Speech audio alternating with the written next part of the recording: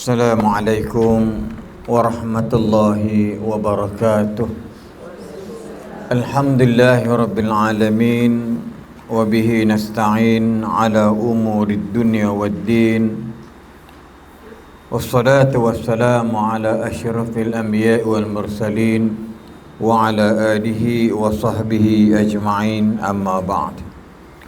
Subhanaka la ilma lana illa ma 'allamtana innaka antal alimul hakim. La haula wa la quwwata illa billahil aliyyil azim.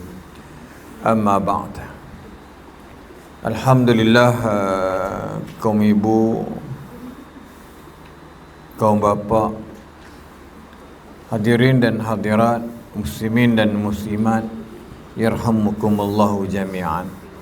Alhamdulillah, kita sekarang masuk dalam bab yang ketujuh.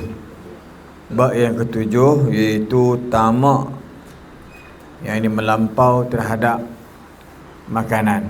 Ini betul-betul kena kat kita semualah. Kena kat kita semua. Tamak terhadap makanan. Ada makan yang kita perlu makan, ada yang makan kita tak perlu makan walaupun dia halal. Tapi tamak di dalam makanan. Yang ni makan yang halal bukan bermakna makan yang haram. Haram ni sikit pun dah tak boleh dah. Ya, tamak ni muka surat 92. Okay. 92. Tamak terhadap makanan adalah sebahagian Bismillahirrahmanirrahim. Tamak adalah sebahagian daripada asal segala kejahatan. Tamaklah. Tamak haloba termasuklah. Tamak haloba tu dalam sama aja maknanya. Kamu ni haloba betul lah. Mungkin tamak. Kerana perut adalah tempat keluar segala keinginan. Kita tak nafikan. Itu sebabnya kita makan. Kita makan macam mana? Makan sesuai dengan keadaan seseorang. Makan keadaan sesuai dengan pendapatan. Jadi kalau orang tu gaji dia sebulan 1,600, family, makan sikit je. Kalau dia gaji 3,500, dia lebih sikit, 6,000 lagi lebih. Jadi semua tadi ni ada kelebihan. Kalau 1,600 dia makan banyak, semua buntal-buntal, buntal pula, gemuk-gemuk, semua gemuk-gemuk. Ini juga masalah. Ya. Sebab tu makan dalam keadaan sekadar yang perlu. Ya. Daripada keinginan itu maka lahir keinginan terhadap nafsu syahwat.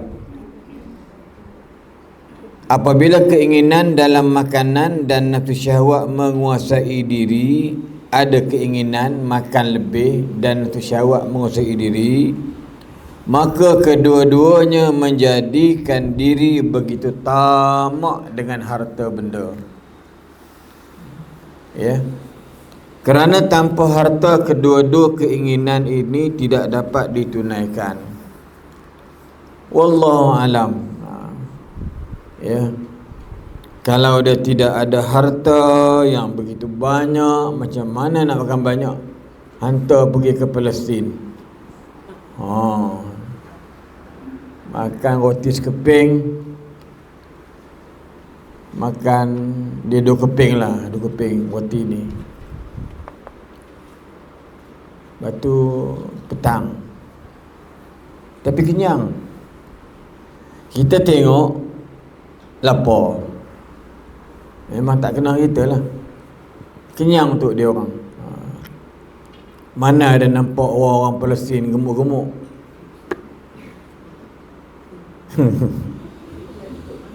Buat mari 40 orang gugur. Ya, kecuali yang Palestin duduk kat Malaysia, yang duduk Mega tu. Tengok tu dia badan Sesuatu harta yang dimiliki dan diusahakan kebiasaannya bertujuan menunjuk kemegahan harta kita ada ni. Justru apabila kedua-duanya, harta dan kemegahan, dapat dimiliki, akan lahirlah sifat-sifat seperti riya, takabur, dengki, permusuhan antara satu sama lain dan sebagainya. Semua perkara yang disebutkan ini berpunca daripada perut. Oleh itu Rasulullah sallallahu alaihi wasallam menggalakkan kita sentiasa supaya berlapar. Ini wallahu alam. Semua yang di sini agak-agak boleh ke? Dia kena sentiasa berlapar. Ini di Nabi sendiri yang galakkan.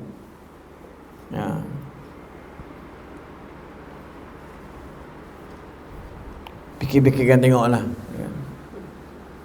Ini baru mukadimah dia. Oleh itu Rasulullah sallallahu alaihi wasallam menggalakkan kita supaya sentiasa berlapar, tak pernah sebut sentiasa berkenyang.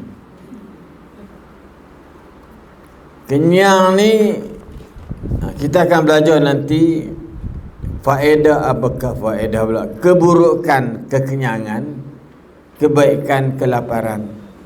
Ya. Ma min amalin ahabba ila Allah Ta'ala minal ju'i wal atash.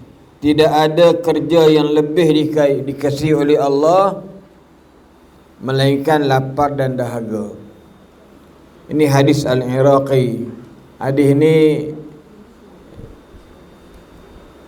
tak jumpa asal usul dia, maka kita katakan ini kata-kata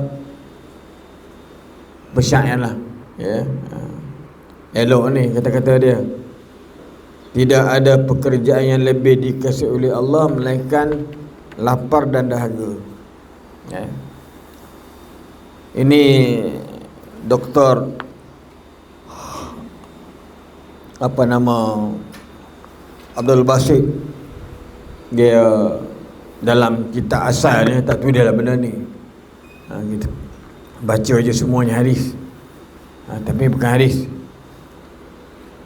Riwayat daripada baginda Sayyidul A'malil Ju', penghulu bagi segala pekerjaan adalah lapar. Ini juga tidak termaktub, tidak ada asal. Diriwayatkan juga dari baginda SAW, al-fikru nisful ibadah wa qillatut ta'ami hiyal ibadah. Berfikir itu separuh daripada ibadah, makan yang sedikit itu adalah satu ibadah. Betul? Makan sedikit itu ibadah. Kalau kita tak pakai ni ahli palsu ni, tak betul ni. Bukan tak betul, tu tak.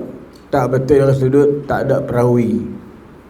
Tak ada arah, cakap tak ada. Tapi maknanya betul.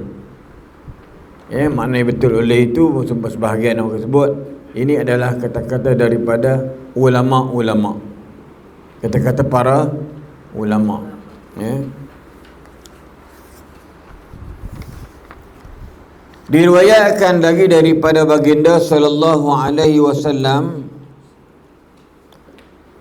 afdalukum indallahi ta'ala atwalukum ju'a wa tafakkura wa abghadukum ila Allahi ta'ala kullu akulin syarubin naumin. Orang yang lebih baik, tinggi darjatnya dalam kalangan kamu di sisi Allah adalah yang lebih lama lapar, adalah yang lebih banyak berfikir. Perkara yang paling dibenci oleh Allah adalah paling banyak makan, banyak minum, banyak tidur. Ya. Itu pun disebut sebagai menukilkan, tidak ada nas baginya. Tapi maknanya betul. Kita buanglah ini tadi kan. Maknanya betul. Sebab kehidupan kita ni kalau kita lapar, insya-Allah dia akan balik kepada asal. Kalau banyak makan, balik kepada perkara yang tidak betul. Dia makan banyak sangat. Allah cipta manusia ni sesuai dengan apa sebut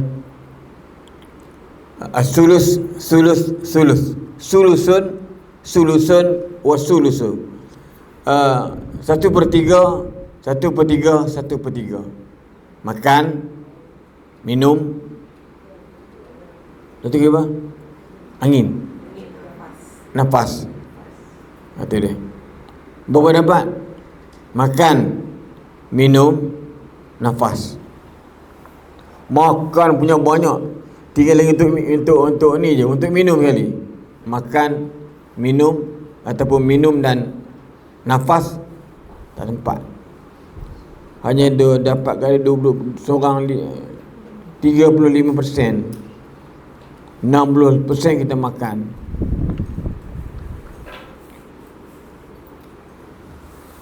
Wallahu alam. Bab makan ni kan. Okey dah semua sini kan.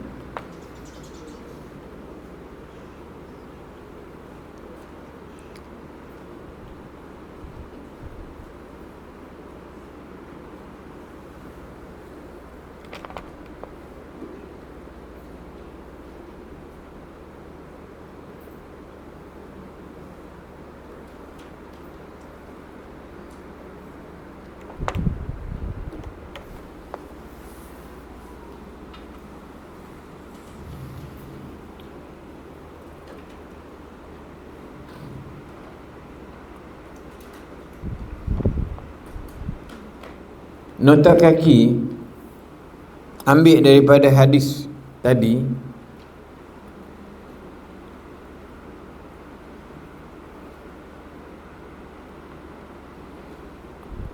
Iaitu kedudukan yang kamu paling utama di sisi Allah pada hari kiamat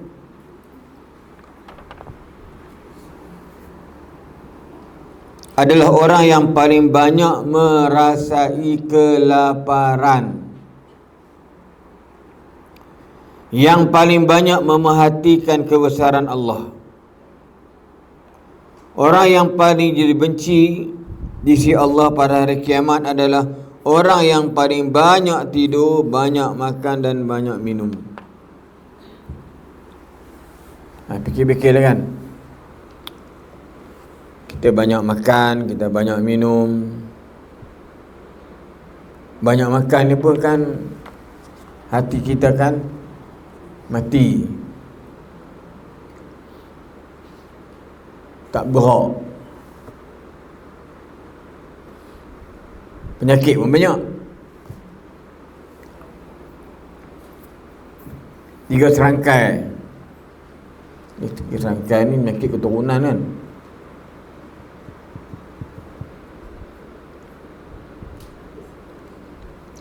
Ma mala'a ibnu Adam wi'a syarra min batni hasba ibn Adam luqaimatun yuqimna sulbahu.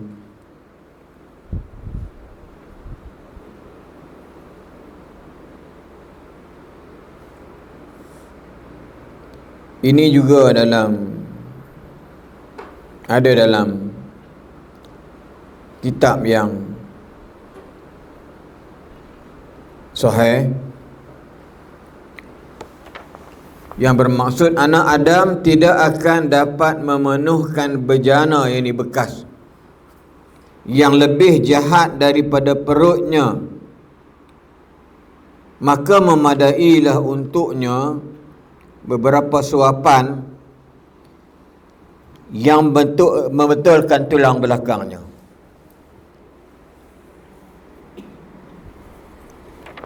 Makan hanya apa suap. Saya duk kata, duk mikir, sembang, dia tengok fikir saya lah, fikir tuan-tuan. Makan ni Kita ini banyak tidur ke? Banyak abang kata apa? Tengok hiburan. Sebab kenyang. Ya kenyang.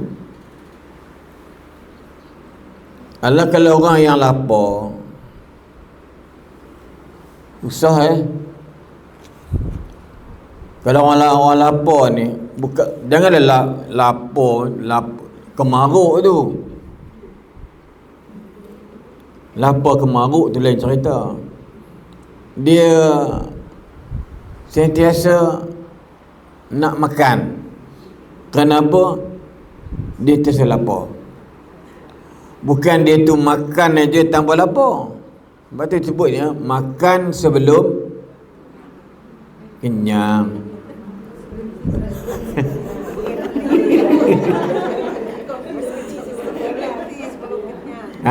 Berhenti belum kenyang. Makan ketika lapar. Berhenti sebelum kenyang. Itu pepatah. Makan sebelum makan. Tengok, makan ketika lapar, berhentilah sebelum kenyang. Wallahu alam. Anak-anak kita kalau makan dalam rumah, makan. Payah. Nak buat benda ni payah.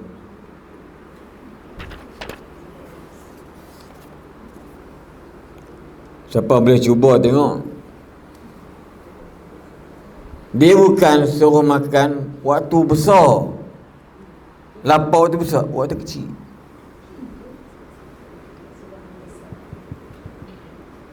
Sebab itu ni saya anak besar, anak baru 6 tahun tahu dia.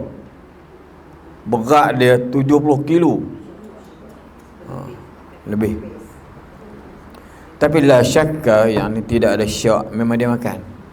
Dia makan apa? Makan kerupuk.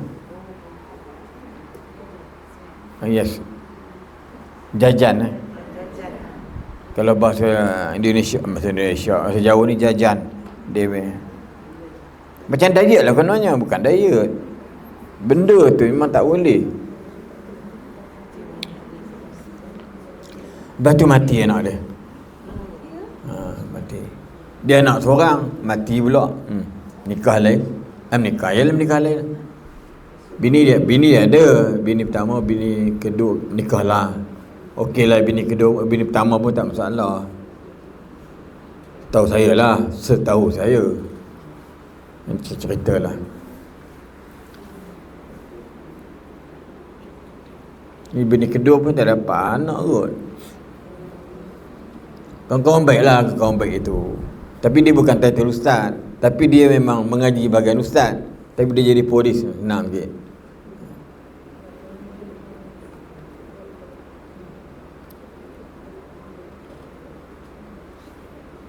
Orang tak ada anak Orang tak ada anak, habis anak.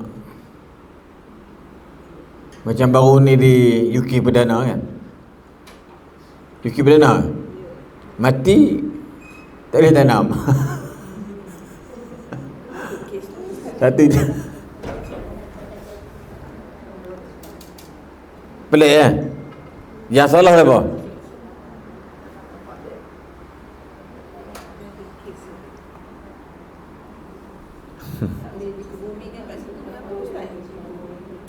Lebih 6,5. Kena tanam besok Kalau nak tanam di masjid tu pukul 6 tutup. Semalam baca dia punya kenyataan. Tapi bagi dia 6 ke, 7 ke, 8 ke, 9 ke, tanam lah. Tapi di masjid tu pukul 6.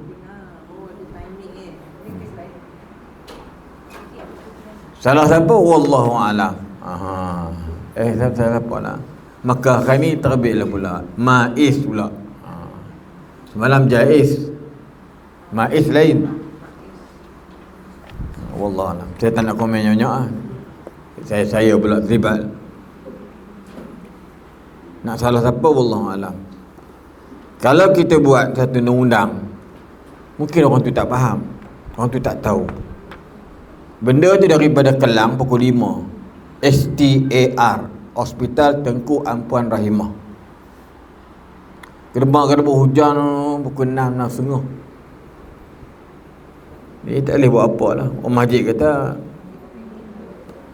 tunggu esok. Lepas mayat tak kata ke apa kan? Wallahualam. Yang perempuan ada mayat buat senayuh ke tak ada kan? Tak ada. Nah, budak muda. Muda pun mak ada 41. Ya, mak ada 41. Kalau masjid kami pukul 12 malam tak apa. Masjid kami, macam masjid saya, masjid daerah Kuala Selangor. Yang masjid UK Perdana tu, kawasannya memanglah UK Perdana ni masya-Allah. Jadi masjid kami tu pukul 9 ke, pukul 10 ke, jaranglah pukul 2 pagi, 3 pagi belakang. Tapi kalau tak tidur tak apa, kita minta langsung lah esok je lah. Kesian kat orang korek.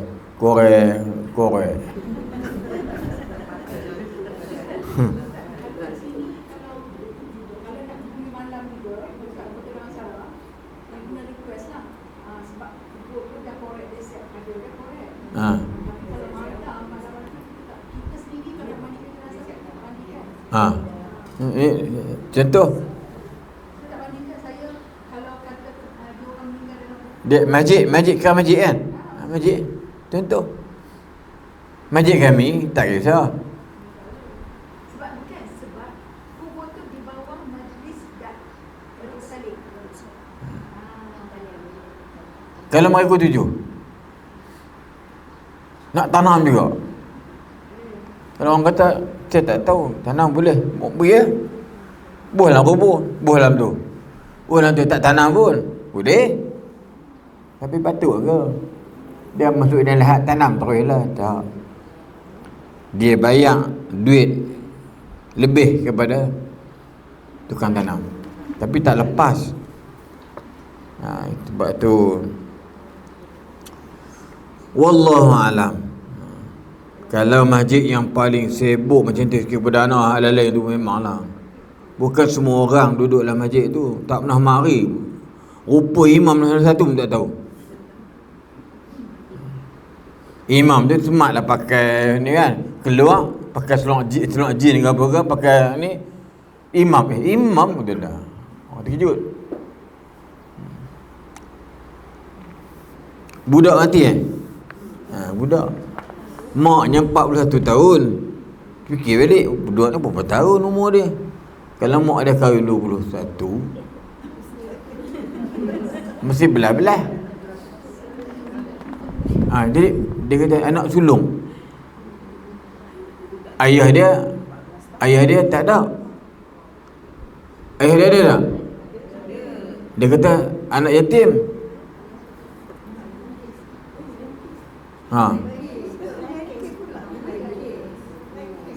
Dah kes tu lah, kes budak tu lah. Tapi kes yang tu Ustaz, dia dah dalam kubur, tapi pasal dia tak ada permit untuk ke bumi. Betul lah. Itu yang dia tak nak kampus tu. Itu yang dia tunggu 1.5 jam. Kan pasal kes mana yang ada yang viral 6.30 petang. Dia sampai sana pukul 5 lebih. Kata kapal terbang pula. Kereta ni SK apa nama? Ben jenazah orang kita. Sampai sana lebih kurang 6.30. Jadi pukul 6 dah tutup dah. Kalau syarat tu pukul 5 dah tutup. Dia macam mana? Saya nak tanya salah tak apa. Adakah salah orang masjid? Adakah salah mak bawa budak tu? Manakah salahnya? Pasti dapatkan penjelasan yang terbaik. Sebab tu kita wallahu alam. Pening kepala lah mereka ni je. Nak mati je. Hai Allahu Akbar.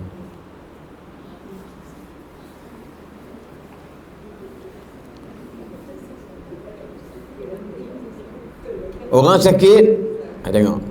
Orang sakit, dia makan banyak tak?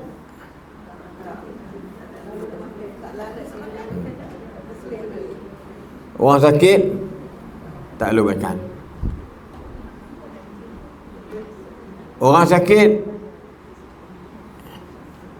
dia tak perlu makan.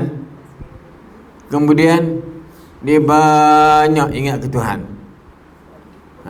Tu yang Nabi nak tu. Tapi kita tak naklah sakit. Tapi sifat orang sakit ingat ke Tuhan banyak. Memanglah dia sakit, ingat ke Tuhan. Cuma kalau dia tak sakit, dia tak ingat ke Tuhan, dia ingat ke lain. Sebab tu sakit ni satu kafarah az-zunub. Kena kat saya kan. Pasal sakit dah ni. Mana kurus macam ni.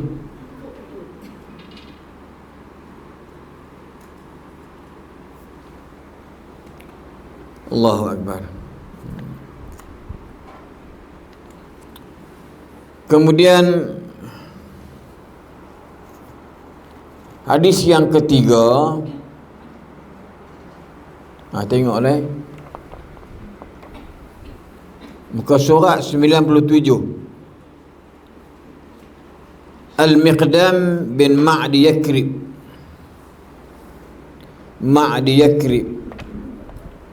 Saya mendengar Rasulullah SAW berkata, tidaklah seorang anak Adam itu memenuhi bahagian tubuhnya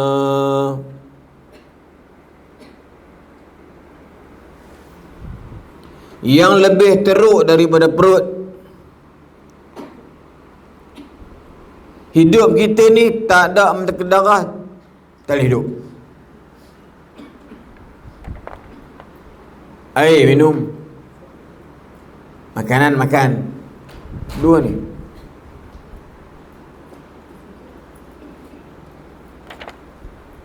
Ni dan ni saya nampak apa nama botol plastik tadi.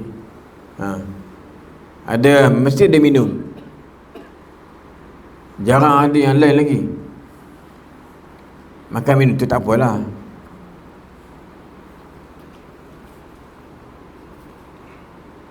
Cukuplah baginya beberapa suap.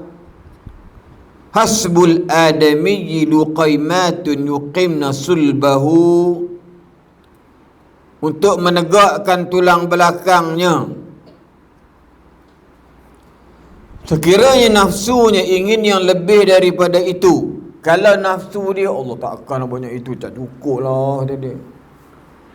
Boleh pecahkan kepada 3. Nabi ni kalau dia tak cukup macam tu, maka dia boleh, tapi dengan syarat 1/3 untuk makanan, 1/3 untuk minuman, 1/3 untuk pernafasan. 3 berapa? 33, 99.9. Boleh apa pun. Tapi macam tu, 1/3.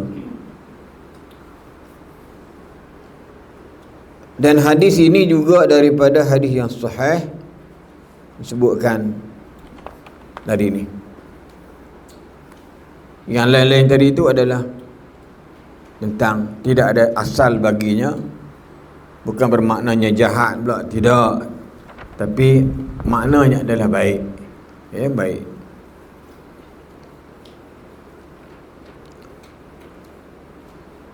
Satu per 3 minum, 1/3 makan. Hari ni kita makan apa?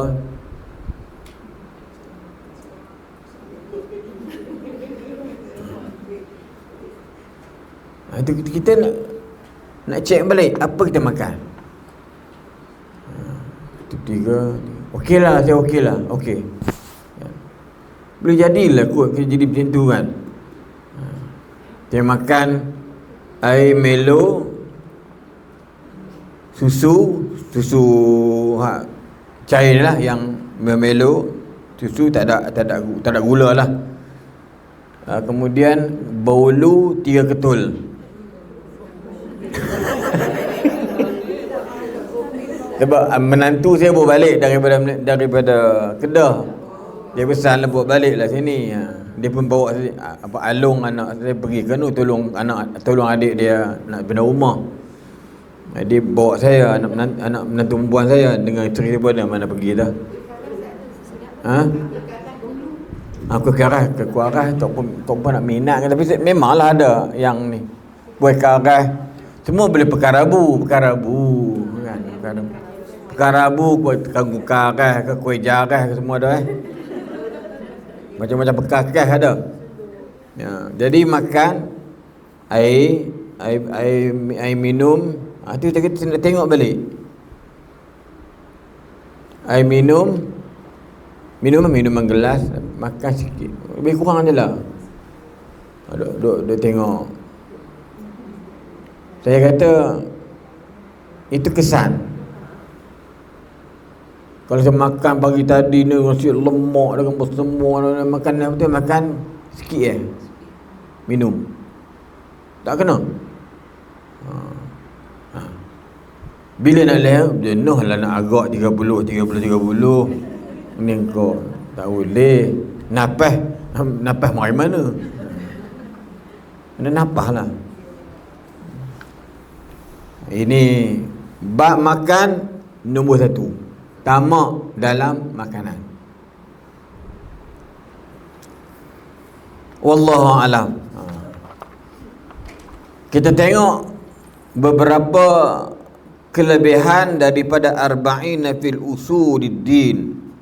Fi usuliddin, 40 di dalam perkara asas-asas agama, ataupun orang kata apa, kitab yang ditulis oleh Imam Al-Ghazali. Imam Al-Ghazali ini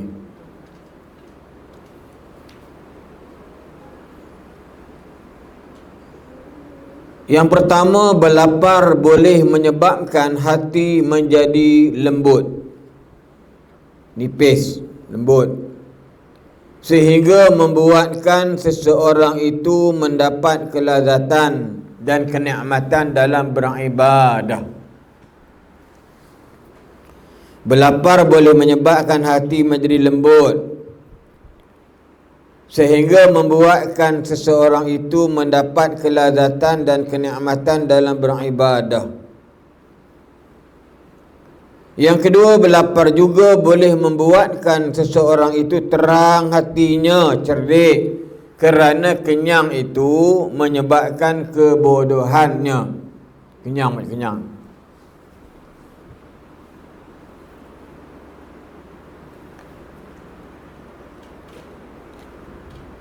Ada orang gemuk bukan pasal makan, tapi pasal ubat. Ada juga. Bukan pasal makan. Dia kata berat ubat. Itu lain lah.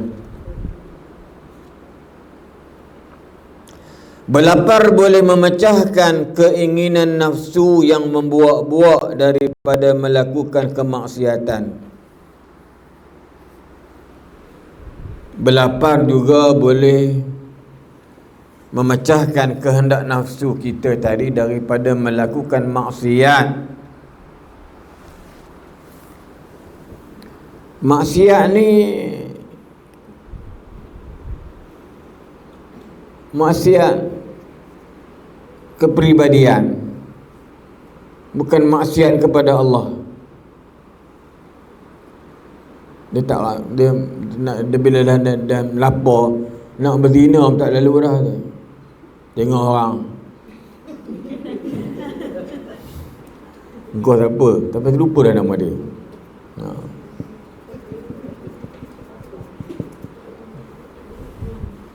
Kalau maksiat kepada Allah ni mungkin dia tak semayang. Orang yang tak semayang juga. Dia tak?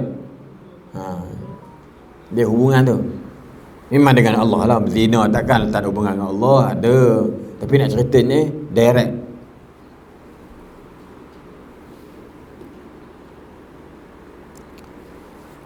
Allahu Akbar. Tubuh badan kena ngapal 5, 6 ni. Ada soalan dia. Tubuh badan juga menjadi ringan bagi mengerjakan salat tahajud dan ibadah-ibadah yang lain. Ringan. Sebab mayang tahajud ni saya tadi nak kata, sebab bangkit awal paling tidak pukul 5 mayang tahajud. Ada boleh bangun lah. Makan banyak sampai pukul 12, 3, pukul 1, 2 pagi. Makan punya banyak, nak bangun tak ada lah. Tak ada pinya. Kena bangun pun dia bangun sakit perut, dah tak boleh. Dia makan, ini bab makan. Bilakah waktu makan yang terakhir? Belum mari banyak masalah kita. Makan, ya. Penceramahlah menjadi mangsa yang paling dahsyat ni.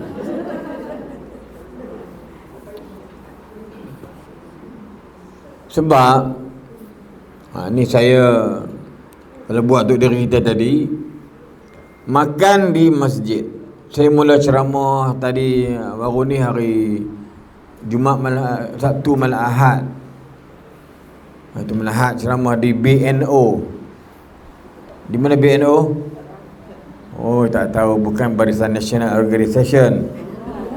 Bagan Nahqadah Umar di Sabak Menam. Makan ikan, bukuih. Saya habis pertama kali, saya tak jarang 1 jam setengah. Itu dah makin seronok banyak kan. Kemudian pukul 9.30 semayang gedemak pukul 10. Gedemak tu tunggu sampai 10.30. Makan tu Masya Allah. Tapi saya Alhamdulillah tak boleh makan banyak. Bukan tak boleh makan, tak lalu. Nasi minta maaf lah. Saya ambil lah bubur Ashura orang Selangor ni pelik benar. Saya orang Kedah, makan macam bingka tu kan. Kita potong. Boleh makan rumah tu, tapi banyak makan time tu tak. Dia tujuannya nak buat tu bingka. Buat macam bingka lah. Apa nama, bubuk sora tu letak dalam talam. Potong. Bagi kat orang. Itulah.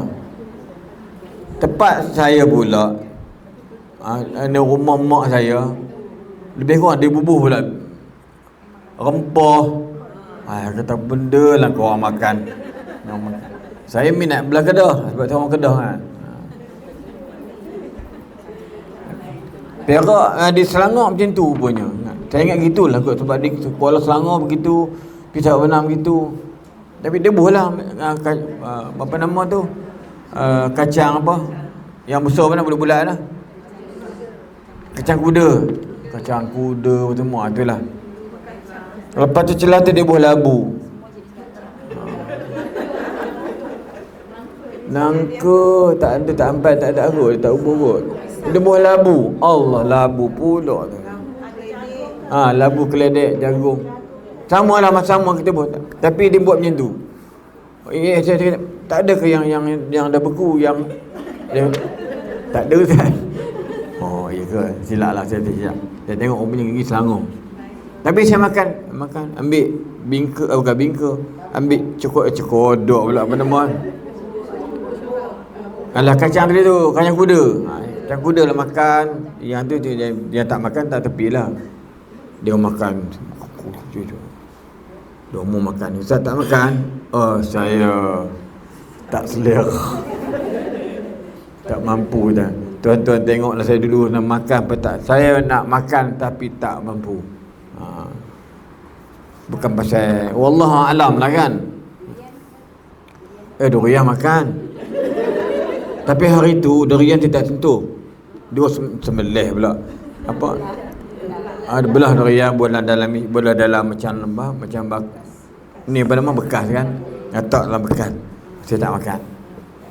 Saya pun tak dia hilang sebab malam dia tak boleh nak. Dia kalau malam insya-Allah lah bukan katakat tu je, mungkin dalam setahun ni kot atau lebih. Bolehlah jadi saya pun tak naik badan aku, wallahu alam. Saya bukan kerana saya saja tidak, tapi tak sengaja dah. Jadi makan tu malam kurang. Mungkin kot cuba nak bagi tahu saya, mungkin saya lah kot. Tuan kata buat macam ni kau kena, kau jadilah macam ini. Yes. Wallahu alam. Saya dah cuba tengok setahun 8 bulan, badan saya tak macam ni. Dia perut sikit lah kan. Jadi wallahu alam.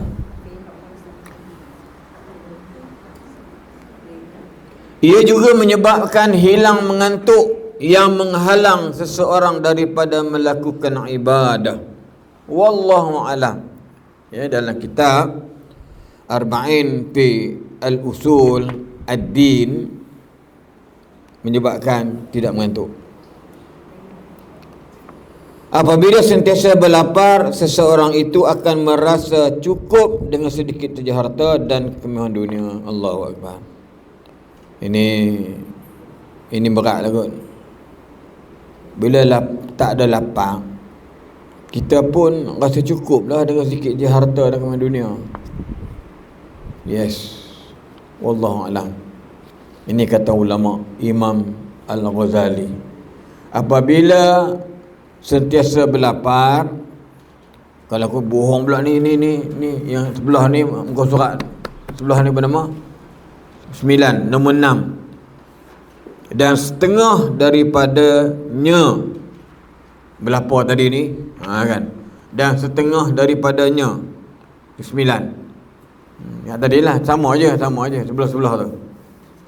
Setengah daripadanya memada dengan sedikit dari harta dunia. Maksud dia, apabila sentiasa berlapar, seseorang itu akan merasa cukup dengan sedikit harta dan kemewahan dunia. Ada 6 benda kena ngapal. Saya nak tanya lepas ni. Ini soalan kan. Berikan 6. Denah. Sebut 4 cukup lah. Contoh kan. Wallahu alam. 6. Kemudian yang dikatakan kenyang tadi boleh menyebabkan kedaifan, kebinasaan. Antaranya adalah 1, tidak ada kelazatan dan kenikmatan dalam mengerjakan ibadah. Tak ada lazat, tak ada nikmat dalam mengerjakan ibadah. Ya. Kenyang. Perut bunyi macam. Kan? Menambahkan keinginan nafsu. Wallahu alam. Ni kata hilang rasa kasihan pada mereka yang miskin.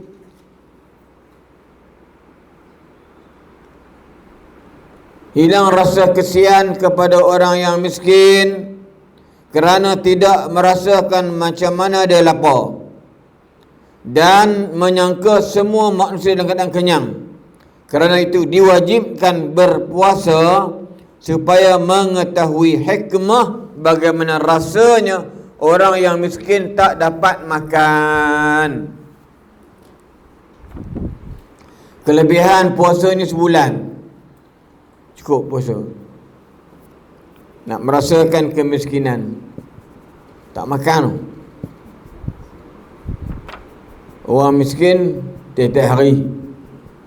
Ya. Lemah dan dalam menghafaz ilmu yang bermanfaat.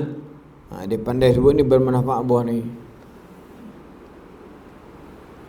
Kemudian orang yang sempurna iman itu tabiatnya berulang alik ke masjid, manakala orang yang kenyang berulang alik ke toilet. Ke tandas.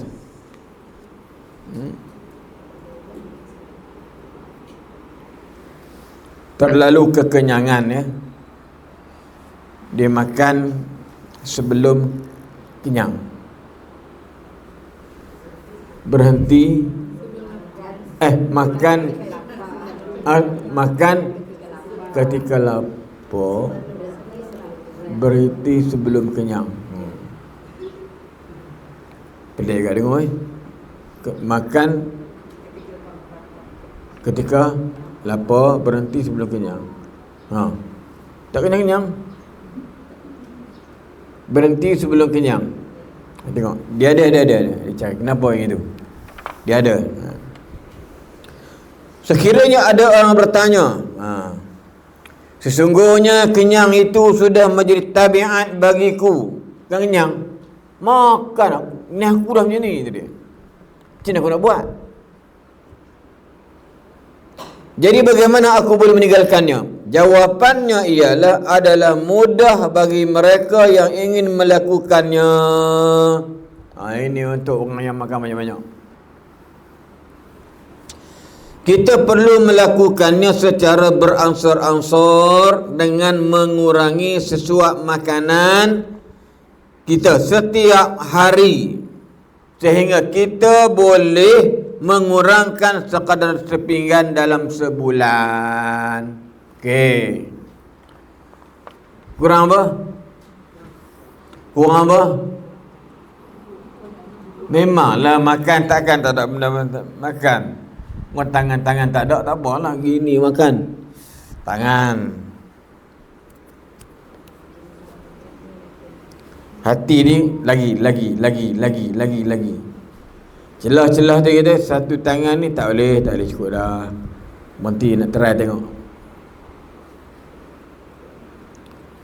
Kena berhenti walau sesuap nasi. Sesuap nasi ni satu gantang ada 700 beras.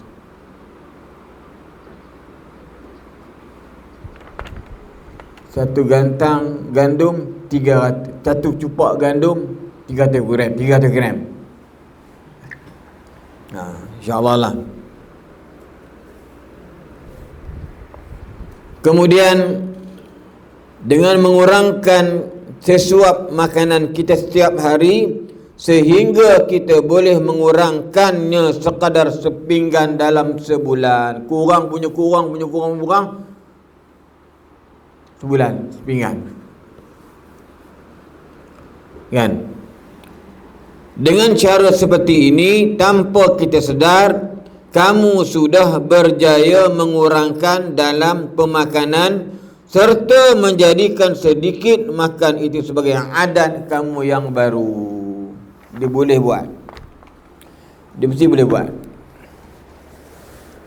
Siapa nak try, lepas tu jaga sesuap makanan. Betul. Saya pasal masalah sakit tu masih ada lagi. Tapi nak makan tu nak tambah. Tidak dulu. Pasal sakit.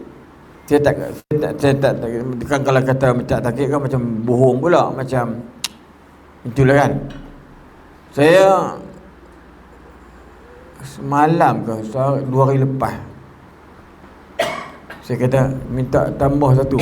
Rumah terkejut. Tambah sikit lagi. Orang terkejut. Selama satu ni, kalau bulan 12 8 bulan lah, setengah bulan. Saya tak nasi kalau pergi kedai ke apa ke, sikit je. Bukan kata pasal tak, baru tak ada nak terima makan tadi ni. Ini terang sebut. Kalau tuan-tuan buat pergi, orang panggil saya, mana tahu panggil saya, nak jimat rumah, nak jimat beras kan.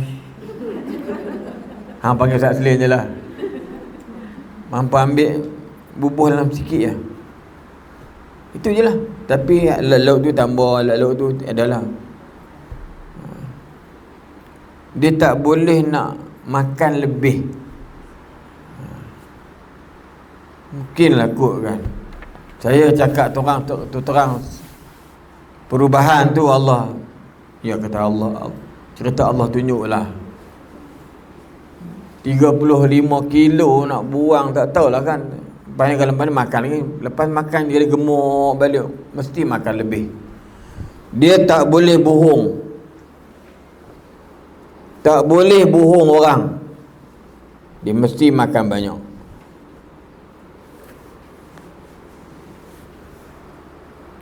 Wallahu alam. Ni cerita lah kan.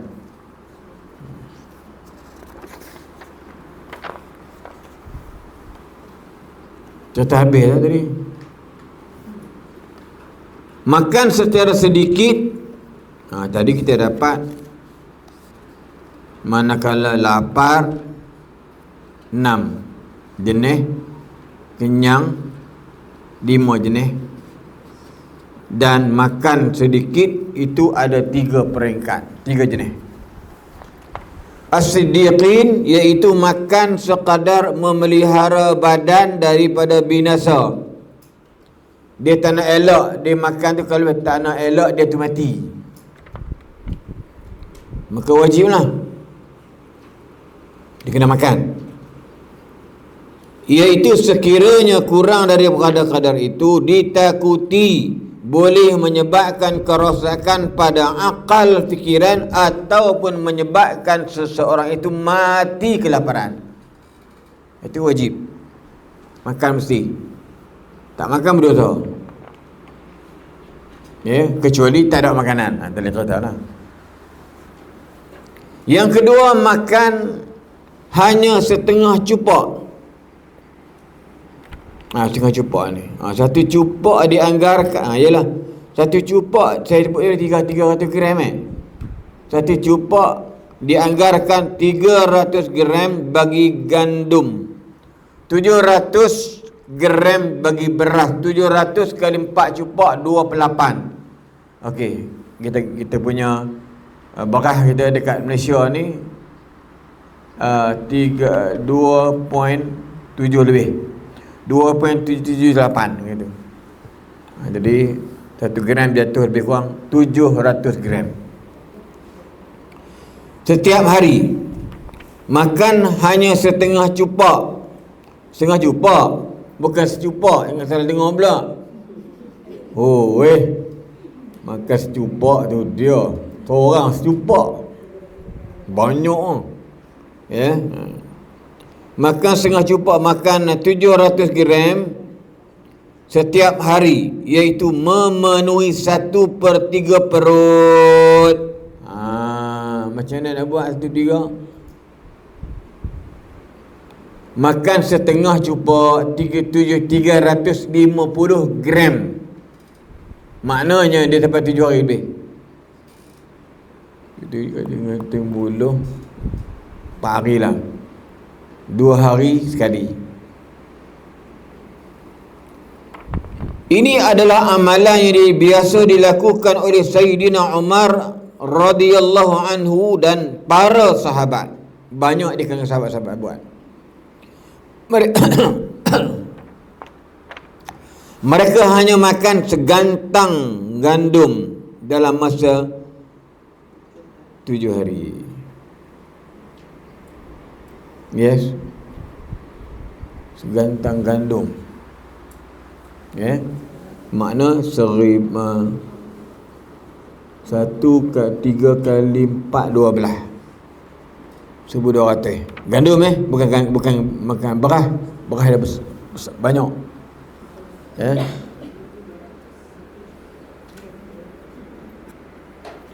Gandum. Tu 1 cupak gandum kali dengan 4 cupak gandum, maka jatuhnya 1,200 gram. Dia 1,200 gram. Betul tak? Sekilo 200. Itu gandum. Kalau beras dia banyak. Itu beras ni gandum macam dia buat, kan? Ya.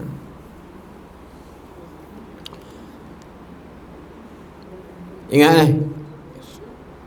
Sayyidina Umar dan sahabat makan lebih kurang 1 gandum sahaja dalam 7 hari.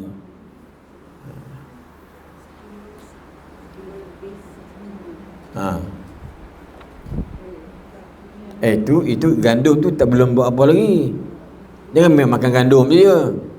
Makan gandum tu tak ada apa, sikit dia buat 1 gandum tu dia berapa gandum boleh buat kan. Beras tu 700 gram. Beras 700 gram.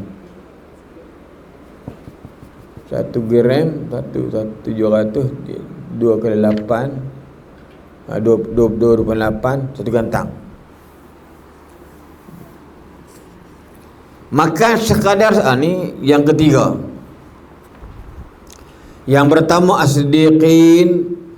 Yang kedua makan hanya setengah cupak 700 gram, secupak mana 350 gram setengah cupak beras. Kalau gandum 300 gram secupak, 150 gram setengah cupak. Ya, makan ikut setengah cupak. Makan yang ketiga, makan sekadar secupak setiap hari. Apabila ia melebihi kadar ini, maka dianggap sebagai golongan yang tamak dalam makanan. Tamak dalam makanan. Yang tiga ni, makan secara sedikit boleh dibahagikan kepada 3 peringkat. 3 satu ni tak ada orang tak payah nak makan, kalau makan tak makan mati dia. Nombor 2 sahabat-sahabat. Nombor 3 lah kita lah, nombor 3. Kalau boleh makan je sahabat tadi, wallahu alam. Makan sekadar secupak setiap hari. Seorang cupak setiap hari. Maka ia melebihi daripada kadar ini. Apabila ia melebihi kadar ini, maka ia dianggap sebagai golongan yang paling banyak makan. Lebih tak, dia kena secupak sehari. Maka 7 hari, 7 cupak, maknanya dekat 2 gantang lebih kurang. Ayolah. Tengok nota kaki ni. Gantang adalah satu alat sukatan lama. Ia adalah bersamaan dengan 4 cupak. 4 cupak 1 gantang. Setiap perkara adalah berbeza berat timbangan. Berdasarkan bagi fatwa kebangsaan menetapkan berat bagi beras gantang beras tempatan grade A adalah 2.7 kilogram satu gantang. Ini satu gantang bukan 7 cupak Manakala beras bagi satu gantang beras Vietnam, Sabah dan Sarawak digunakan kaedah Vietnam, iaitu adalah 2.6, sikit je. Ya. Manakala Majlis Fatwa Arab Saudi menetapkan berat bagi gantang, sebab ustaz Profesor Dato' Dr. Abdul Basit ni dia dapat PhD Madinah. Ya. PhD Madinah ni dia orang Indonesia ramai lah. Payah nak belajar kan. Tapi kalau orang belajar ni memang BA Master pun dah okey dah. Tapi kalau imam-imam yang ustaz kita daripada Indonesia, macam Basmalah yang meninggal semua, kan dia PhD, doktorah daripada Madinah. 2.34 syair gandum halus. Secupak yang dimaksudkan oleh pendekatan ini adalah secupak gandum kerana secupak beras sehari 700 gram untuk seorang sudah dikira banyak. Cupak banyak. Cupak banyaknya cupak. 700 gram bagi saya banyak kan. Itu belum masak, betul tak?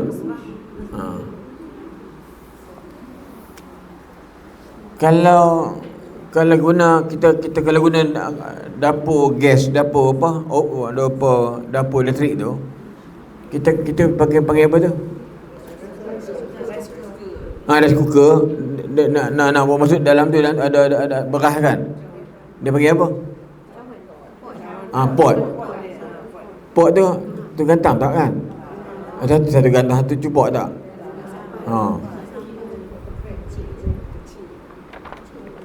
Memang banyak. Kalau nak ikut makan tadi ni, wallahu alam kan. Ada pun nak tanya ke? Ni bab cupak dengan pening kepala pula. Paling senang 4 cupak satu gantang, 300 gram cupak ikut apa? Gandum, 700 gram cupak ikut beras. Ni Saudi pula 2.34 kilogram satu gantang. Tak jauh mana pun, dekat 36.36.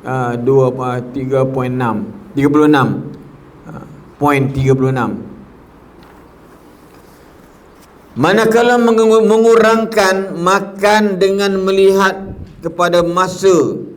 Ini manakala mengurangkan makan dengan melihat kepada masa juga boleh dibahagikan kepada 3 peringkat, iaitu yang pertama peringkat tinggi, peringkat rendah, tengahan, kemudian peringkat merendah. Peringkat tinggi adalah berasa lapar sepanjang 3 hari ataupun lebih. Itu maksudnya golongan ini hanya makan setiap 3 hari atau lebih. Payah. Dan golongan As-Siddiq, Abu Bakar radhiyallahu an, memang ada dia makan gitu. Dia kaya tapi dia makan makanan As-Siddiq. Berlapar selama 6 hari. Allahu Akbar. Ini Masya Allah, Allah bagi dia orang.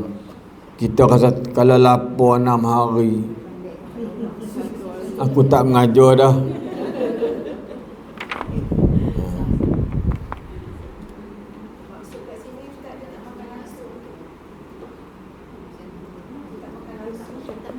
Tak makan langsung.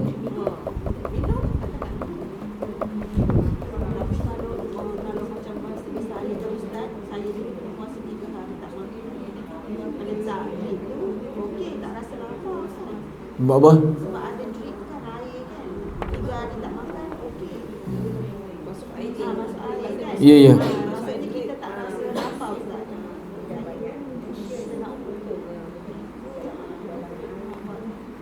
Pasal kita ada air kan.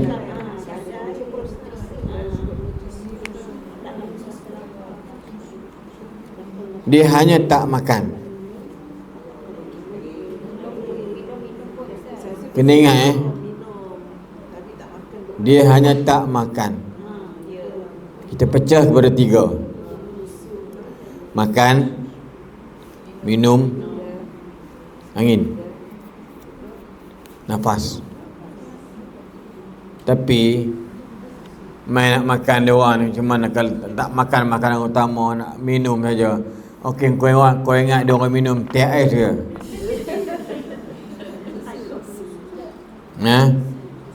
Susu dia orang lah. Susu.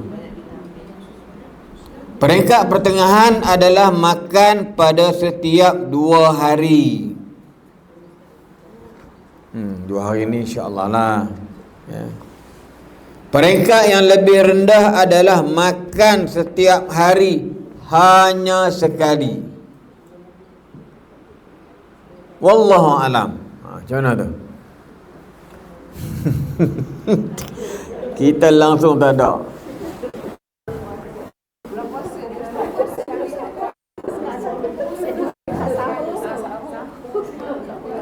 Sahur makan nasi. Kalau buka puasa, kita buka puasa, Allahu Akbar. Tu dia. Buka puasa kita ni, Masya Allah, kalah minuman hari-hari biasa tu. Belanja melebihi daripada bulan yang lain. Dia pelik juga. Sebab orang buat kajian SW Corp.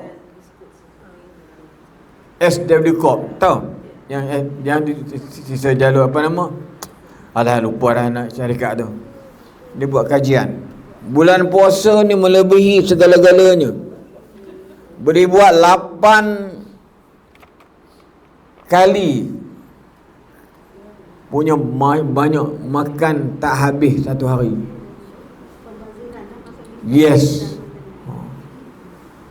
Makan dia. Pergilah mana-mana pun. Pasal apa?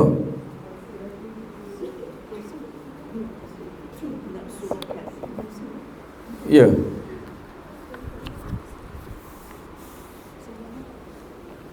Makan tak banyak mana. Air. Saya nak kata ke saya memang patut kena je lah. Kalau kita makan air, letak air dekat otak, air lima lama Allah. Aku ambil minum air je, lepas tu makan tak lalu.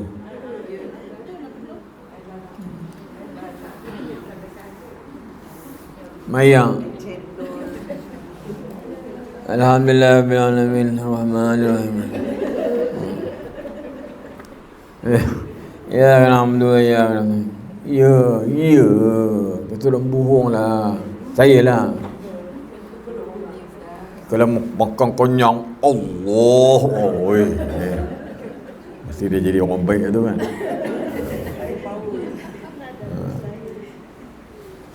Sebab itu imam-imam, imam-imam saya imam dulu. Kena jaga benda ni. Imam tu nak buat lagi berapa rakaat tu. Hang melayang belakang sedap dulu. Dia nak otak, dia nak ingat benda semua, nak ingat semua. Nampak tak? Ya, nama. Kira. Waladhalin. Kadang-kadang tak baca pun. Amin dia. Maka rakaat alhamdulillah.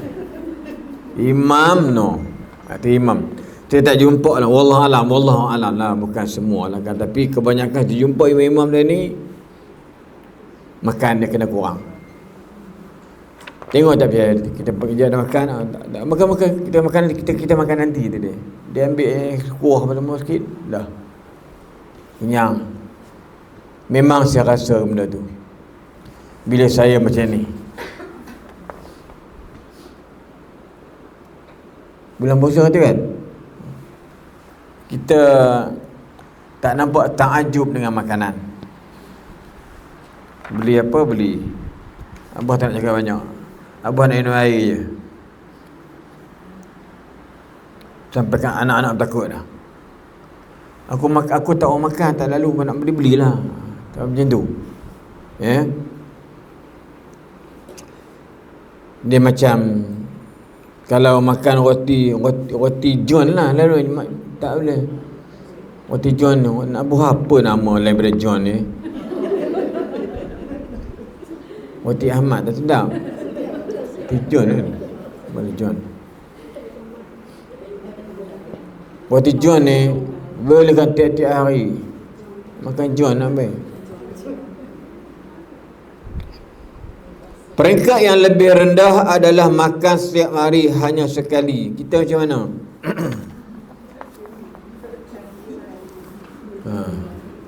Wallahu alam, kalau boleh makan sehari sekali, Masya Allah.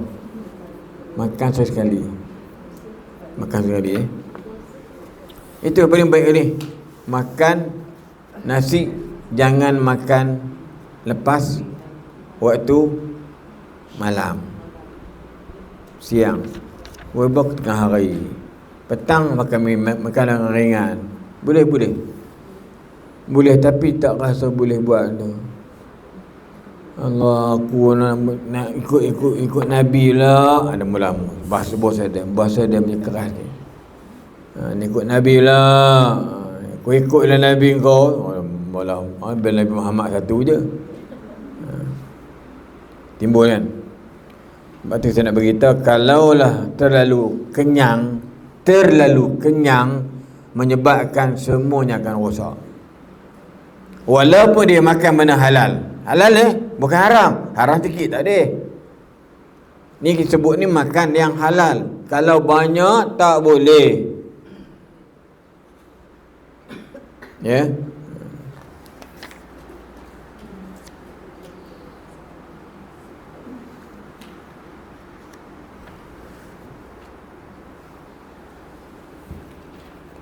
Bab ke-8.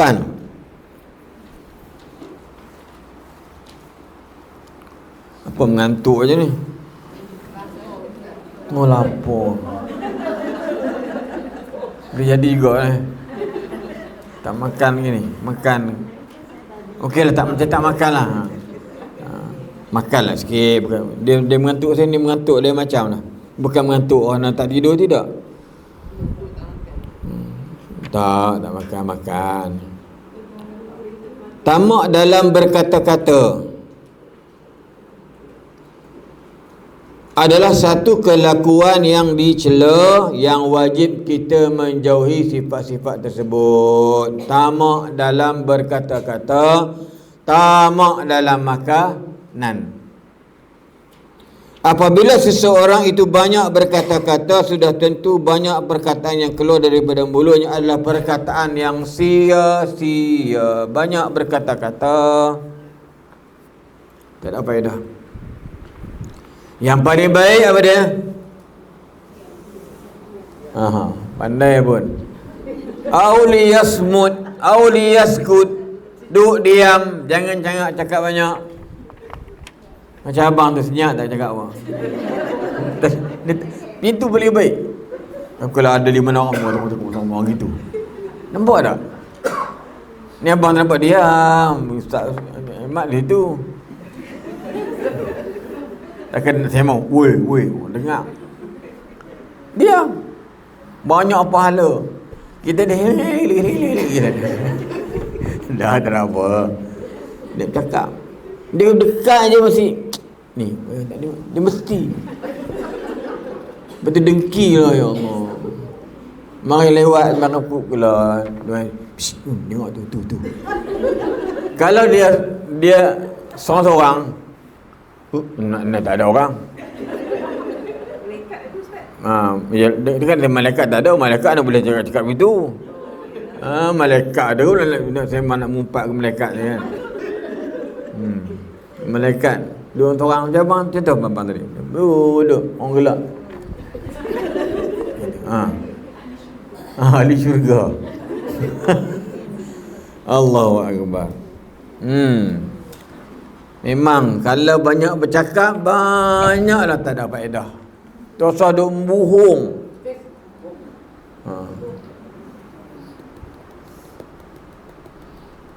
Sebab tu mungkinlah kot kan duduk diam tu.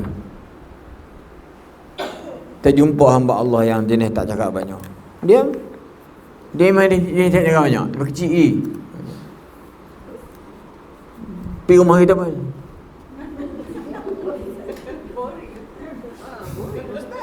Ya. Boring itu mendatangkan kebaikan. Dia nak cakap, makan ni. Okey. Ya. Sedap ke tak sedap ke, no comment daripada mulut dia. Saya tak jumpa. Ini ada di syurga ni. Orangnya panjang, janggut dia panjang. Dia engineer. Saya nampak ni, sebut nama abang mungkin tuan kenal. Mati dibunuh. Ya. Lama. Masa tu masih lagi saya jajah lagi. Tapi kebetulan dia jadi kahwin dengan apa semua, kita kenal. Cakap banyak. Kadang-kadang aku geram kau. Mukmin dia buat apa? Dia mak. Lah. Buat saya. Ya. Tanya sepatah, dua patah, tiga patah. Takkan kita nak kira patah-patah ke dia?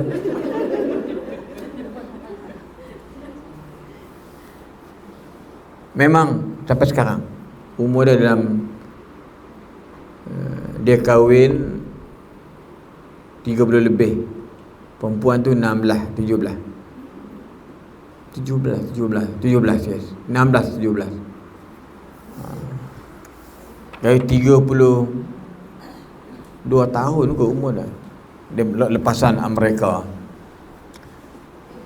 Kerjanya tu Masya Allah, kerja ni lah wang bagian-bagian yang besar lah. Tapi Masya Allah, tawaduk, wara. Dia bukan ustaz, tapi janggut dia Masya Allah.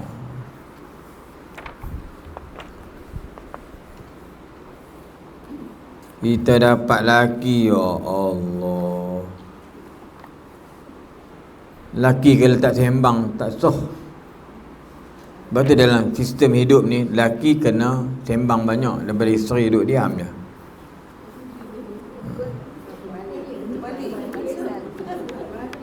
Iya. Isteri sembang hanyalah rumah je. Abang ni itu je. Keluar dia.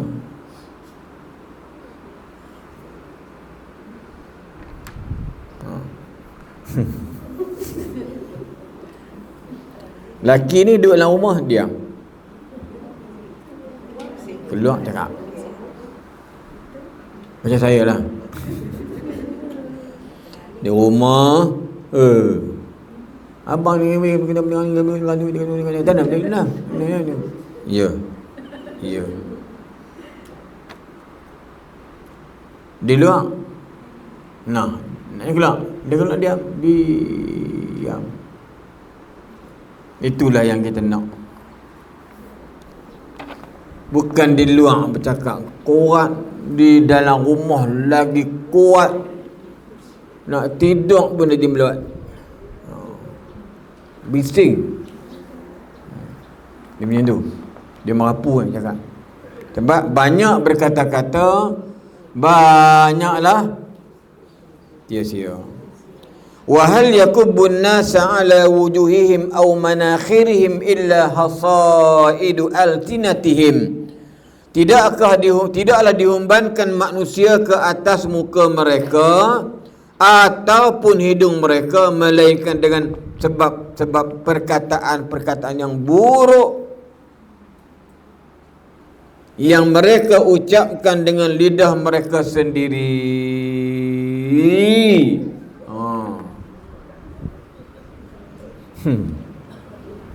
Aku sebut tadi semua.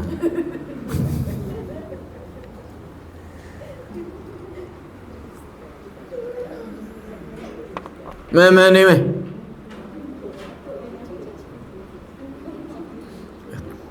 Dia pandai.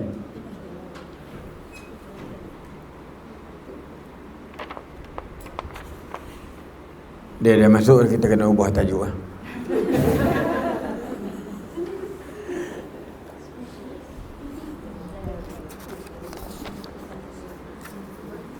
Rasulullah sallallahu alaihi wasallam bersabda, "Man kana yu'minu billahi wal yawmil akhir falyaqul khairan aw liyasmut."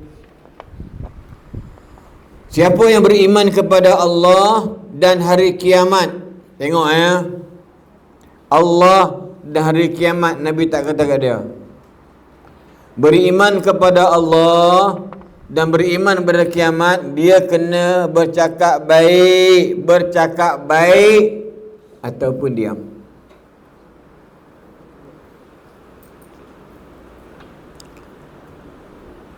Bukhari dan Muslim. Man yatawakkal li bima baina lihyaihi wa rijlaihi atawakkalu alahu bil jannah. Bersesiapa yang memberi jaminan kepadaku untuk menjaga perkara antara dua tulang dagu ni, kan? Lidah. Ni. Lidah dia bagi tak kat bawah ni lah. Kau nak tunjuk lidah pelik pula. Dan dua kakinya. Atau dua kaki ke benda tak kemaluan. Ya, kemaluan. Maka nescaya aku menjamin syurga untuknya.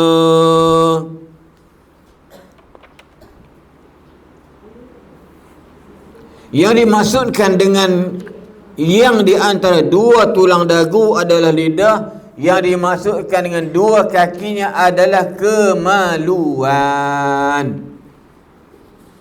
Itu.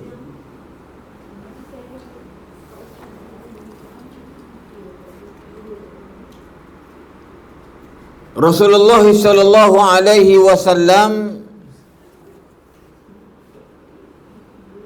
ditanya akan perbuatan yang menyebabkan ramai manusia masuk ke dalam neraka.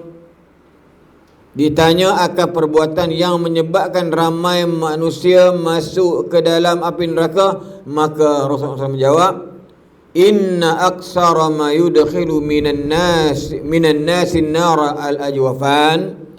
Qalu ya Rasulullah wa mal ajwafan? Qal al-farju, bukan al-faraju.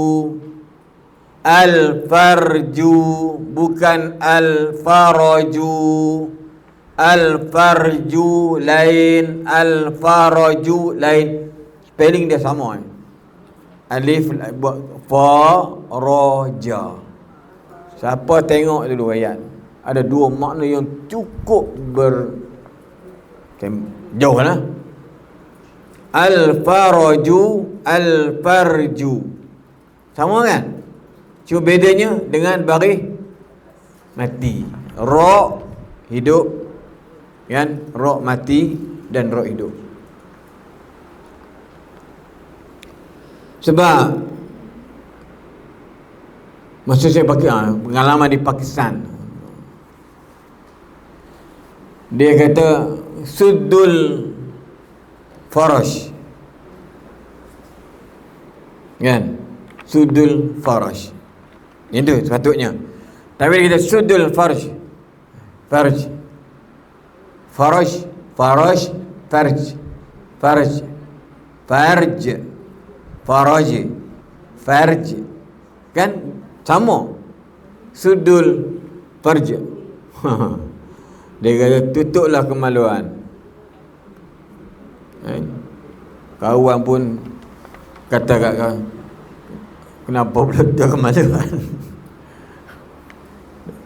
Masalah dia. Itu kemaluan macam tu. Sembayang. Dia renggang. Tutuplah kerenggangan. Renggang. Kemaluan dan renggang.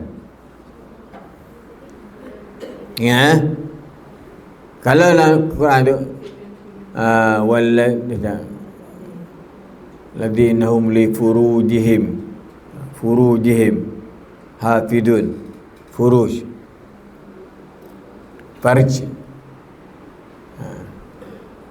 kal afrajihim. Terlalu pula. Oh, kat tangan pula. Sesungguhnya perkara yang paling banyak menyebabkan manusia masuk dalam neraka adalah dua rongga berlubang. Tengok, dua rongga berlubang. Kita tu berlubang hidung aku ke? Ya. Apabila ada dua rongga berlubang, para sahabat tanya, apa ke benda dua rongga tu? Rongga hidung ke? Rongga juga. Telinga rongga juga. Maka Nabi jawab, mulut al-farju. Jangan sebut al-faraju. Kemudian al-famu, dua-dua buka, kemaluan dan juga mulut. Mulut di atas ni popek, bawah tak bunyi, tapi dia buat nafsu dia. Ya. Kemudian Rasulullah SAW menyatakan, ma kasura kalamu kasura saqatuhu, wa man kasura saqatuhu kasurat dhunubuhu, wa man kasurat dhunubuhu fannara awla bih. Sesiapa yang banyak perkataannya, bercakap nanti dia banyak kesilapan, itu standard. Siapa yang banyak silap, banyak buat dosa, standard. Siapa banyak dosa, api neraka, standard. Tapi dia tak bukan hadis. Hadis ini lemah. Tapi maknanya memang kena sangat. Ya, hadis ini dhaif lah. Ya, boleh dipakai. Tapi kalau sahih pun memang maknanya kena. Siapa banyak bercakap, banyak silap. Siapa banyak silap, banyak dosa. Siapa banyak dosa, api neraka. Tidak? Kalau tak hadis pun betul. Ya. Kemudian daripada yang seterusnya, kita perlu mengetahui terdapat banyak kebinasaan yang lahir disebabkan lidah. Inilah dengan kata-kata. Dia punca ni lidah lah. Orang yang tak ada lidah, orang tak ada bercakap, orang bisu. Cakap juga bergaduh, dengar tu kampung suara dia apa. Saya duduk dengan rumah bisu. Saya duduk dengan rumah bisu, tapi dia tak bisu. Anak-anak dia cakap semua okey. Dia tak bisu. Ya. Kalau dia bergaduh lah, ya Allah, bisu-bisu. Tapi jarang cari orang perempuan lelaki bisu, tak payah jumpa. Tapi saya jumpa orang lakinya bisu, orang rumahnya bisu. Tapi kalau dia bergaduh, bunyi lah bunyi. Tapi apa benda dia cakap, tak tahulah, kita tak faham lah. Dia faham dari dia sendiri lah. Tapi dia orang tu faham lah. Siapa dia kenal lah? Ada yang adik-beradik saudara mara bisu sini tak? Ada tak? Ada kan? Dia bercakap, nak marah tu, dia marah macam biasa. Macam-macam dia, apa benda dia tak nampak dah. Dia beras ke benda ke kelambu ke, habis koyak. Dia marah macam tu. Tapi cakap dia marah kerana lidah. Walaupun lidah dia tak berfungsi, tak bercakap, tapi cara dia tadi tu sama aja. Memadai untuk kita menolak semua itu dengan satu amat ayat daripada Al-Quran yang maha mulia. La khaira fi kathirin min najwahum illa man amara bisadaqatin aw ma'rufin aw islahin bainan nas. Dalam surah An-Nisa ayat 114. An-Nisa 114. La khaira fi kathirin min najwahum illa man amara bisadaqatin aw ma'rufin aw islahin bainan nas. Tidak ada kebaikan pada kebanyakan bisikan mereka, tak ada kebaikan pada kebanyakan bisikan mereka kecuali 3 benda cakap baik.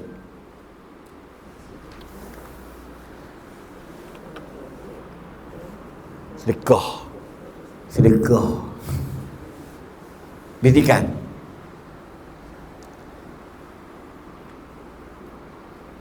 Kita ni kena buat baik. Sedekah, buat baik, bisik. Kemudian kita cuba mendamaikan di antara manusia. Itu je sedekah. Kemudian berbuat baik, kemudian mendamaikan. 3 benda inilah bisikan yang paling baik. Kalau dia buat tanpa bisik pun sama juga. Itu kita nak sembang dalam diam-diam. Sebab tu dalam Quran mengajar kita bahawasanya yang paling baik ialah illa man amara bi sadaqatin au ma'rufin au islahin bainan nas. 3 benda ni, suruh orang buat baik, kemudian sedekah, kemudian mendamaikan mendamaikan manusia. Itu antara dia. Ya. Kita ni pergi kat orang, ni sedekah lah sama. Dia cakap belahan, sedekah lah sama. Anak-anak kita dekah lah kan. Besar anak dekah. Buatlah baik, jangan buat jahat dengan orang, tak elok. Cakap. Kemudian berdamaikan dia bergaduh dengan orang. Benda tadi ni. Sedekah, amar bi sadaqatin au ma'rufin, ma'ruf, perkara yang baik. Dan juga yang ketiga, islahim bainan nas, iaitu mendamaikan antara manusia. Maksud ayat itu adalah kita akan terselamat. Maksud ayat itu adalah kita akan terselamat daripada kebinasaan di dunia dan di akhirat apabila kita tidak berkata-kata dengan perkataan yang tidak memberi faedah dan kita menyampaikan kata-kata hanya memberi manfaat kepada kita dan orang lain. Mudah-mudahan ia dapat melepaskan diri kita daripada kebinasaan dunia dan akhirat.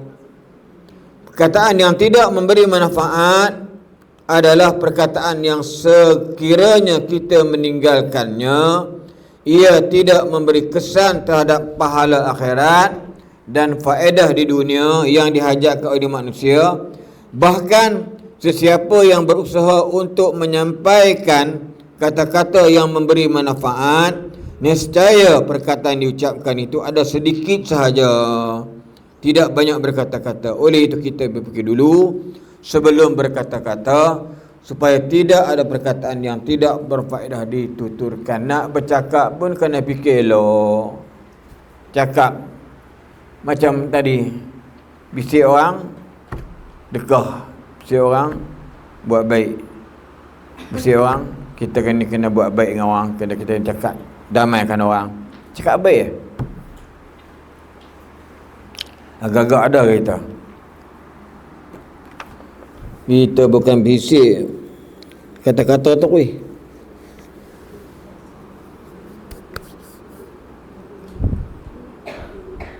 Kata kat orang kan, duduk dalam ni, contohlah dalam majlis ni kan, dia tu mari lewat ataupun datuk datin tadi, apa nama ni balik tadi datin ni, datuk apa nama,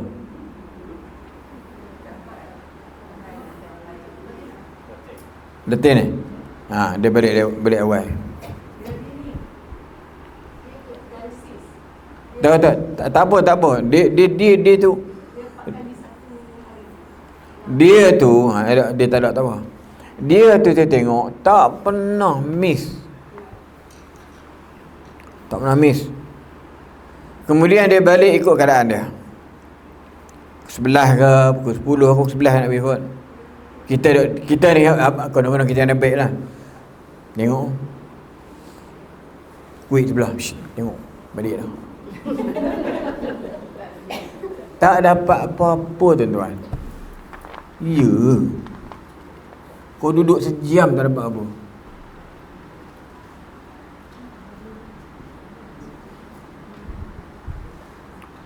Tak dapat apa-apa kecuali saya ni Datin minta maaf lah, Datin keluar tadi ni saya kata-kata dengan Datin. Yes, tak apa. Berani ke tidak?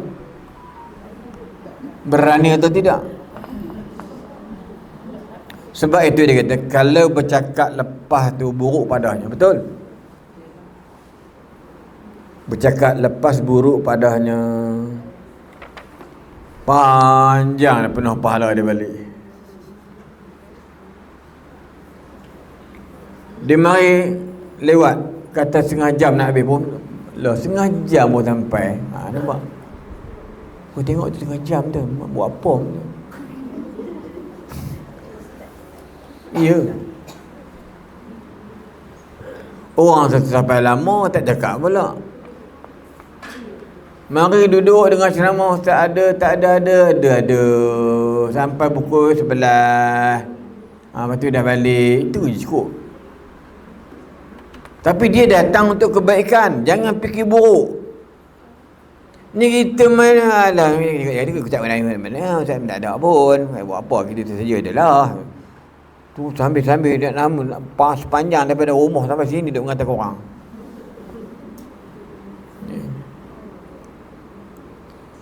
Kita keluar dalam keadaan baik.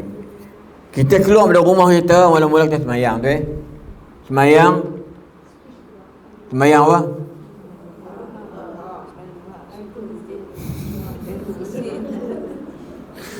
Semayang subuh. Duha sunat. Wajib ke? Sunat. Orang perempuan ni buat sunat, buat semayang wajib ke dah? Sunat tak perlu. Sunat ni biar lelaki.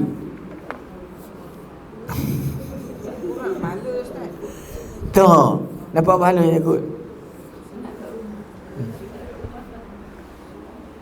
Buat-buatlah. Tapi orang lelaki tak buat. Tak buat tarabah lah kan. Dia buat walaupun dia sunat. Tapi dia tak buatnya habis. Apa tu boleh lupa dah. Allah. Lupa pula. Apa? Tak apalah, tak ingat lah.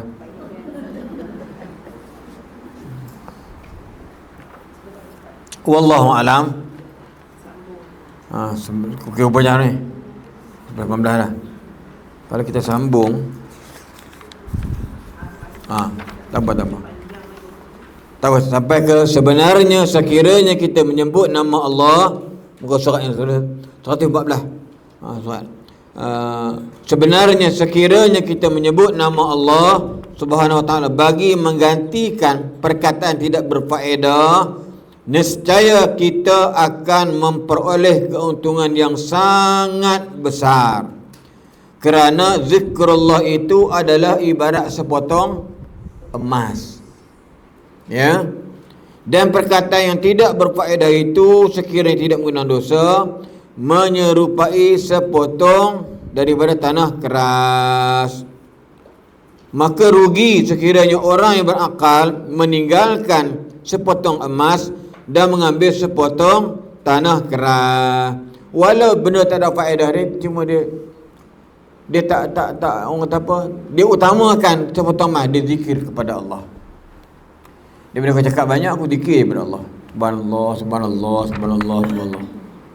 Dapat pahala. Tapi kalau dia mengambil yakni perkataan yang mengandungi dosa, maka diibaratkan dia mengambil sepotong api. Ini adalah kerugian yang amat besar. Antara perkataan yang memberi manfaat adalah perkataan atau percakapan berkenaan urusan kehidupan seharian, seperti manusia, seperti makan. Setiap negeri adat dan kelakuan dan kehidupan, serta urusan perniagaan dan berusaha dan perusahaan manusia. Ini sebahagian daripada perbuatan yang diperkatakan oleh manusia. Manakala sebahagian dari kebinasaan yang banyak dilakukan oleh lidah adalah berdusta, mengumpat, berdebat, memuji dan melawak. Ini puji ni dan melawak.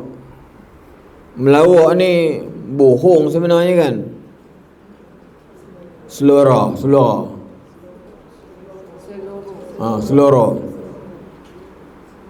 Dia bohong. Tapi kalau melawak, kita melawak kan, kebaikan tak ada masalah, betul? Melawak. Jadi dalam bab banyak dilakukan oleh lidah adalah berdusta, mengumpat, berdebat, memuji. Ini maksud dia berdebat dengan benda tidak ma'ruf. Kita pun layan juga debat tersebut. Ini kita masuk bab berdusta. Banyaklah ya, insya-Allah. Bab berdusta, wallahu alam. Sekali itu dapat disampaikan, tak banyak-banyak. Saya bab perut, bab makan semua ni memang panjang cerita dia, tapi insya-Allah lah dapat sekurang-kurangnya memahami apa yang kita sampaikan tadi. Makan ni berat ya, berat makan tak berat. Tapi sebenarnya hukum makan ni berat. Ya, kesian kita kena ingat, insya-Allah, semoga Allah SWT mencatatkan pahala yang banyak, terbaik pada kita semua.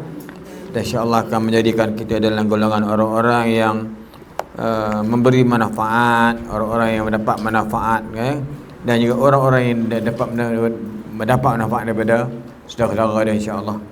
Wallahu alam. Aqulu qawli hadza wa astaghfirullahaladzim li wa lakum. Assalamualaikum warahmatullahi wabarakatuh. Subhanakallahumma bihamdik, asyhadu an la ilaha illa anta, astaghfiruka wa atubu ilaik. Wal 'asri wa tawassaw bil haqqi wa tawassaw. Wallahu a'lam.